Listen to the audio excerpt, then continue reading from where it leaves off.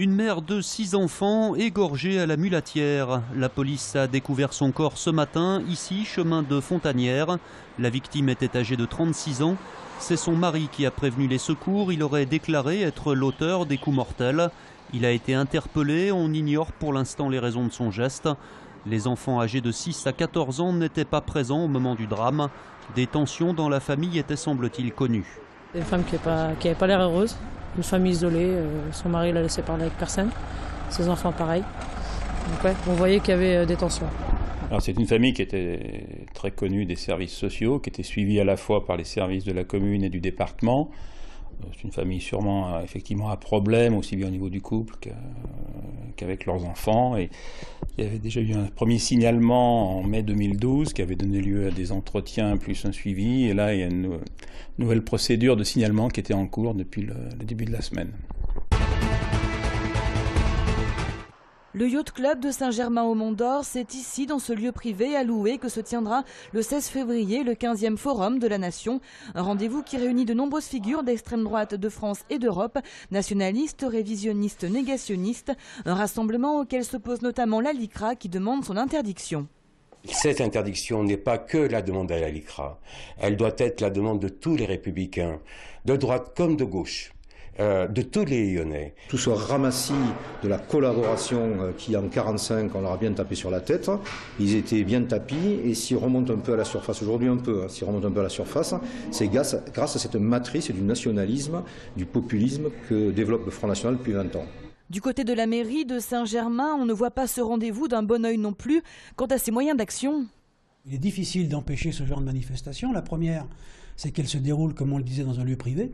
Qu'en plus, pour empêcher une manifestation, il faut s'appuyer sur des risques réels et sérieux de troubles à l'ordre public, que pour les prouver, il faut avoir des éléments.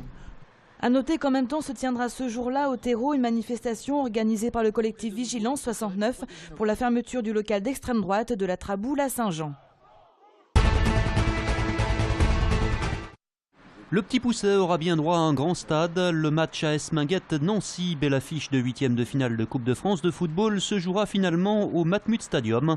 Le Loup Rugby a accepté de le prêter gratuitement au petit club de Vénissieux qui n'avait pas les moyens de payer une location évaluée à près de 130 000 €. Il y a sans doute des amalgames qui ont été faites, je ne sais pas par qui, en tout cas pas par nous. Il n'a jamais été question d'essayer de faire de l'argent sur le dos de la AS Minguette ou sur ce 8e de finale. Le Matmut Stadium offre 8000 places. Elles seront remplies le 27 février, selon la AS Minguette. Je dirais pas sans problème, mais on va le remplir, oui, c'est sûr, parce qu'il y a beaucoup d'attentes autour de ce match. Nous, c'est la première fois, c'est historique, comme tout le monde le sait. Pour pouvoir mourir en paix, voir au moins un bon 8e et pourquoi pas un quart. Reste maintenant à obtenir l'homologation de ce stade de rugby pour un match de football. Pour ça, les organisateurs sont confiants. La déception de la lourde défaite du week-end dernier à Ajaccio digérée, les esprits sont désormais tournés vers la réception de Lille dimanche soir à Gerland. Des nordistes qui restent sur 4 matchs sans victoire en championnat et qui pointent à une décevante 10e place. C'est une équipe qui a mis aussi en difficulté le Paris Saint-Germain au Parc il n'y a pas très longtemps, qui n'a pas eu de réussite. Et donc pour nous ce sera un gros match. C'est toujours recevoir Lille ici, c'est toujours difficile. Un match difficile et pourtant déjà capital si l'OL ne veut pas voir s'échapper le PSG en tête du championnat, car le week-end dernier aura au moins fait que les choses se sont décantées en haut du classement. Paris est désormais seul devant avec 48 points, Lyon est en embuscade à 3 points, avec sur ses talons l'OM à 6 points du leader. Autant dire qu'après avoir roulé et groupé plus de la moitié de la saison, il s'agit maintenant de ne pas rater la bonne échappée. Oui, non, le titre, ça n'a jamais été une obsession, ça n'a jamais été évoqué.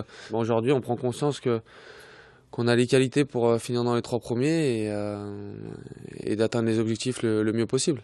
La bonne nouvelle, c'est que pour le match de dimanche, Rémi Garde pourra compter sur les retours de Lisandro Lopez et Jimmy Briand. Mais en défense, il devra composer sans Dejan Lovren, suspendu suite à son expulsion à Ajaccio. C'est le grand jour pour la Comédie Odéon. Le plus beau café-théâtre de France selon ses propriétaires sera inauguré officiellement ce soir. L'établissement qui ouvre ses portes à la place de l'ancien cinéma Odéon rue Grolet accueille pour l'occasion les grands noms de l'humour français.